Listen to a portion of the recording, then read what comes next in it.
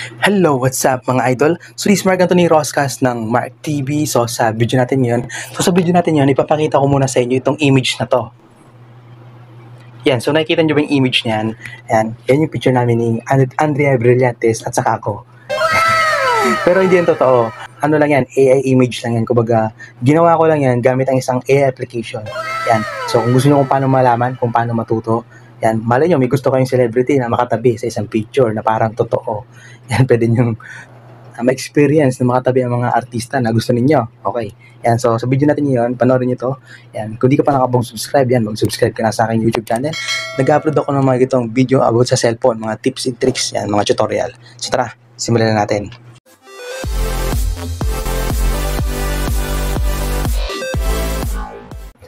So bago yan, kailangan nyo muna mag-download ng kung tawagin ay Google Gemini. Ano ba yung Google Gemini? Yan, search nyo lang sa Google Play Store, Google Gemini. Pero kailangan, meron kayong internet. So search nyo ay Google, search Google Gemini. Double G Isang G lang. Gemini. Yan, so nakikita nyo? Google Gemini. Lapitan natin. Yan, itong app na to ay provide ito ni Google. So si Google din may-ari nito. Yan, so ito yung itsura niya. Yan, so I hope nakikita ninyo. So babaan ko lang yung brightness para mas makita ninyo. Yan, okay. Google Gemini by Google LLC. Yan, so open na natin siya. Yan, so dito, hi, hello. Tapos sasabihin niya dito yung pangalan nyo. So yan, pag nandito na kayo, so kailangan nyo muna mag-download ng isang picture ng isang artista o di kaya ikaw. So kailangan dalawang picture, ikaw saka yung artista na gusto nyo pagtabihin. Mas maganda siguro kung half body or whole body. Wag lang puro muka. Yan, ganoon yung magandang ano nun ha. Kasi kahit half body siya, pwede siyang i-full body ng AI. Yan, so ako nakapag-download na ako. Yan, so i-apply na lang natin dito. Yan, so lagyan natin dito ay, punta tayo dito. Ay, doon na pala tayo, wag na tayo nga alis doon. Roblox yung nabuksan ko. Balik tayo sa Gemini. Nawala na yung Gemini ko search. Balik tayo sa Play Store. So yan, open natin Gemini. Nakikita nyo itong plus na to. Ayan, plus. Click nyo yung plus na to. Then, click nyo yung gallery. Ayan, pag nasa gallery na kayo, hanapin niyo yung picture. Kunwari, itong picture ko. Then, picture ni Andrea. Then, click nyo yung done. Okay, ayan o. Once na matapos na yan, okay na, di ba? Tapos na, mayroon tayong ilalagay na prompt. Ano ba yung prompt na yan? Ay, prompt. Kumbaga yung utos, yung command. Yan, so, alis kayo dito.